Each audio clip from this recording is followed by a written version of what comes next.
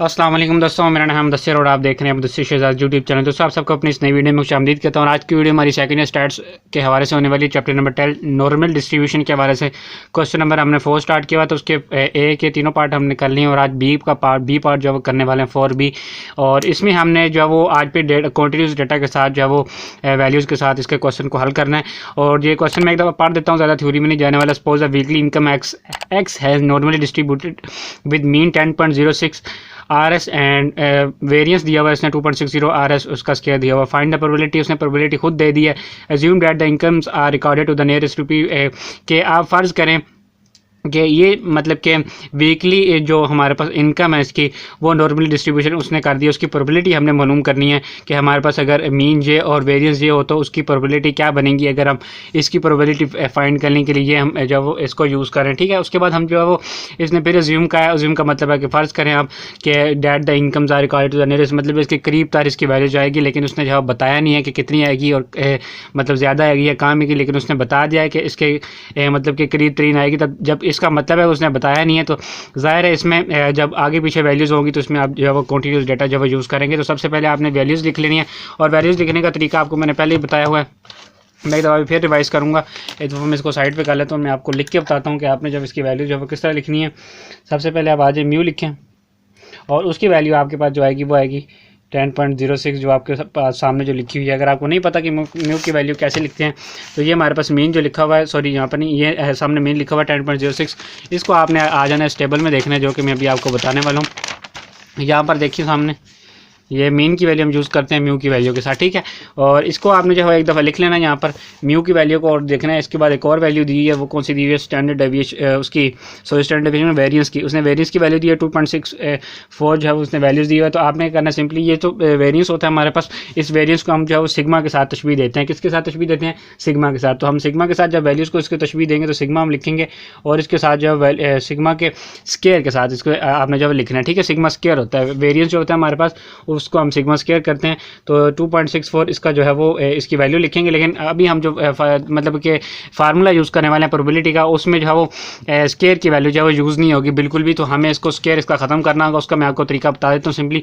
अगर आपको इसकी जो समझ नहीं आई तो आप सिंपली क्या करें, आपको मैं इसका तरीका बताता हूँ।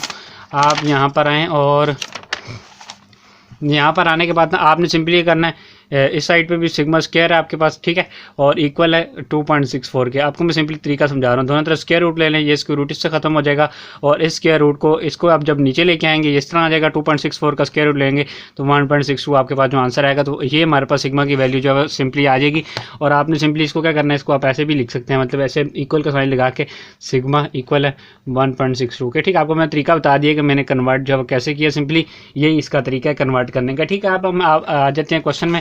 तो क्वेश्चन में आने के बाद सबसे पहले इसको जो है वो ये वाला थ्योरम डायरेक्ट लगाना है। पहले हम खुद से लिखते थे लेकिन अब हम खुद से नहीं लिखेंगे क्योंकि इसने जो बता दिया है कि इस तरह हल करना है। और हाँ, हम जो है इसको एज इट इज़ लिख लेते हैं, हमारा इससे भी इसका भी जो है टाइम जो है सेव होगा।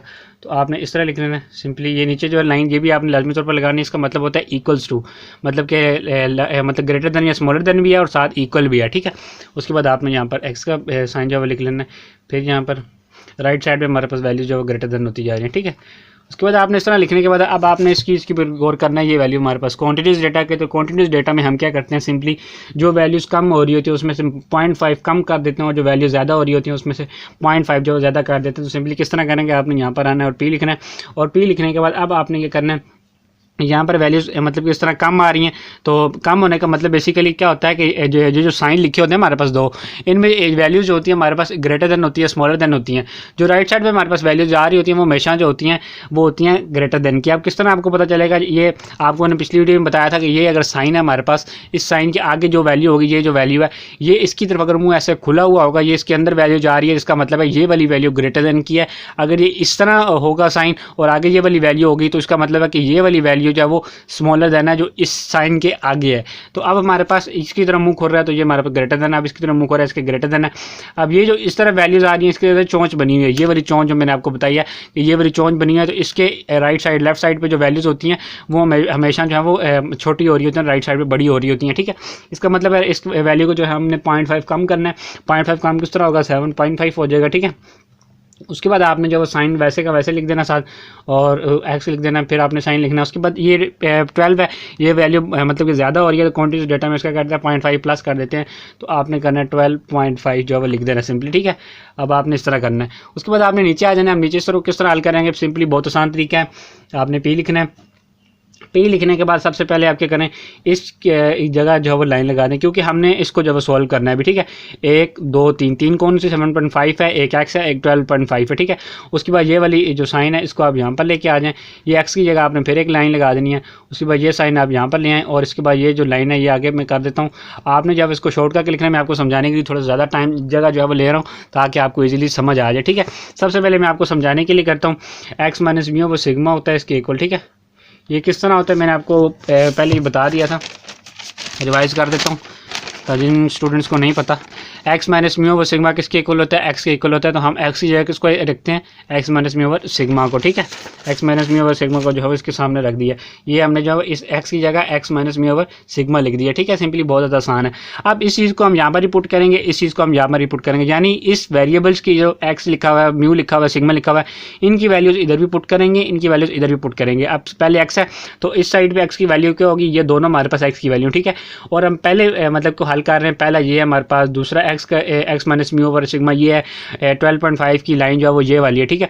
अब हम इसको जब इधर पुट करेंगे तो ये पहला बन रहा है, और ऊपर से भी हम पहली वैल्यू लेंगे, मतलब ठीक है। 7.5 हमारे पास इस एक्स की जगह वैल्यू आ गई है, ये जो लिखा हुआ। उसके बाद ये माइनस हमारे पास आ गया। उसके बाद ये म्यू जो है, इस म्यू की वैल्यू हम कहाँ से लेंगे, 10.06 जो कि हमारे पास ऊपर लिखी हुई है, तो आपने एज इट इज़ इसको जो है लिख लेना है, ठीक है। उसको लिखने के बाद अब नीचे सिग्मा की वैल्यू हमारे पास क्या है 1.62, आपने इसको सिंपली यहाँ पर जो है लिख लेना, ठीक है। अब इसी चीज़ को हम जो है यहाँ पर पुट करेंगे। कैसे करेंगे, एक्स की वैल्यू तो तीसरे खाने में क्या है, ये तीसरे है ना, पहली दूसरी तीसरी, तो पहली दूसरी और तीसरी, ये तीसरा क्या है 12.5, और पहले क्या एक्स है तो एक्स की जगह 12.5 हम पुट करेंगे। उसके बाद माइनस कौन सा, ये वाला ही, और माइनस के बाद म्यू की वैल्यू कौन सी है 10.06, ठीक है। आपने इसको जो है ऐसे ही लिख देना है 10.06। उसके बाद नीचे जो है सिग्मा लिखा हुआ है, सिग्मा के आगे हमारे पास क्या वैल्यू है 1.62, तो आपने इसको भी वैसे ही लिख देना, ठीक है। आपने सिंपली इस तरह कर देना, ठीक है। उसके बाद नीचे आ जाना। नीचे आने के बाद आपने सिंपली करना है, इसको पी लिखना है, और पी लिखने के बाद सिंपली आपने इसको जो है वो माइनस कर देना। ऊपर वाली वैल्यू को 7.5 माइनस 10.06 है, इसको आपने जो माइनस कर दिया, मैंने यहाँ पर जीरो नहीं लिखा तो आपने जीरो भी लिख देना, ठीक है। 10.06 आपने जब इसको माइनस करना है, ठीक है। यहाँ पर मैंने जो है नहीं लिखा, चलें कोई बात नहीं। इसको जो आपने माइनस करना है, और इसके बाद आपके पास जो आंसर आएगा वो आपने जो यहाँ पर लिख लेना है। तो 7.5 को माइनस करना है आपने 10.06 से, इसका आपके पास जो आंसर आएगा वो आएगा माइनस 1.5 माइनस 1.58 आपके पास जो आंसर आएगा। इसको आपने डिवाइड भी साथ ही कर लेना, ठीक है। इसको डिवाइड करने के बाद आपके पास ये आंसर आएगा, ठीक है। उसके बाद आपने इसको आप डायरेक्ट भी पुट कर सकते हैं, अगर आप डायरेक्ट पुट करना चाहें तो डायरेक्ट भी कर सकते हैं। अब इसको मतलब कि क्या करना है, आप यहाँ पर मेरे पास कैलकुलेटर नहीं है, मैं तो यहाँ पर करके आपको बताता हूँ कि आपने किस तरह करना है। सिंपली आपने ये जो चीज़ होती है कैलकुलेटर में, ये आपने ले लेनी है। ऊपर वाली वैल्यू को जैसे 7.5 है उसको आपने वैसे ही लिख लेना है।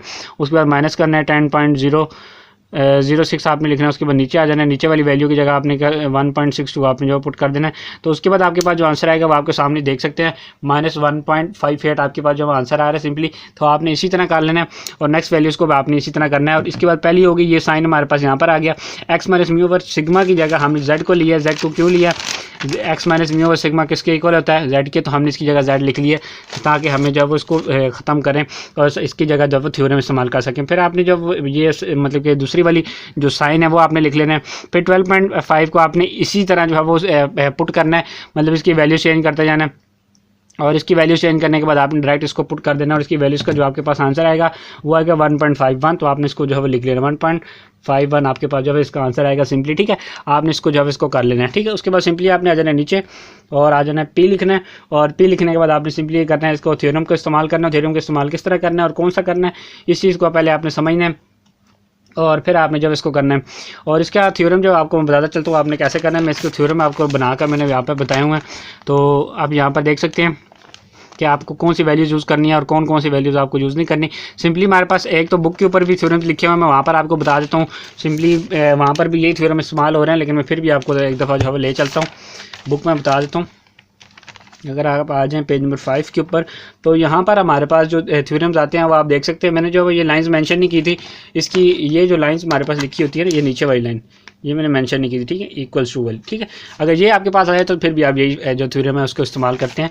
अगर नहीं समझ आ रहा तो यहाँ पर देख लें, लाइंस लिखी हुई हैं 5b - 5a, हम यही फार्मूला यूज़ करें क्योंकि हमारे पास दो हमारे पास मतलब कि साइंस हैं, ग्रेटर देन या स्मॉलर देन आप कह सकते हैं। उसके बाद दो वैल्यूज़ है a और b की, हम दोनों जो है यूज़ करेंगे, ठीक है।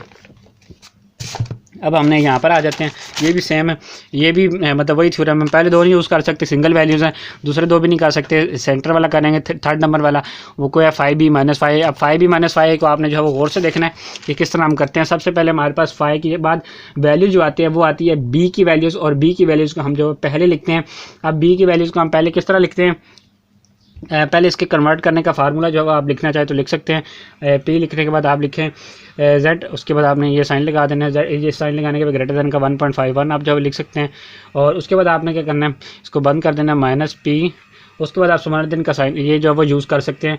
और उसके बाद आपने करना है z, उसके बाद आपने फिर ये ग्रेटर देन का साइन जो यूज़ करना है, यानी राइट साइड पे वैल्यू जो बड़ी है तो -1.58 जो कि हमारे पास ये वाली वैल्यू है, इसको आप जब लिख सकते हैं। अब मैंने बेसिकली किया क्या, इसको सिर्फ मतलब कि अरेंज किया है, किसके लिए, जो थ्योरम हम इस्तेमाल कर रहे हैं उसके लिए। उसको आप डायरेक्ट भी कर सकते हैं, लेकिन ये अरेंज करने का जो एक फार्मूला है तो उसको आप डायरेक्ट, इसके बाद आपने जब थ्योरम लगाना है 5b - 5a का, आप लिखना 5 उसके बाद b। अब ये हमने अरेंज कर लिया है, अब हमें बार बार इसको करने की ज़रूरत नहीं है।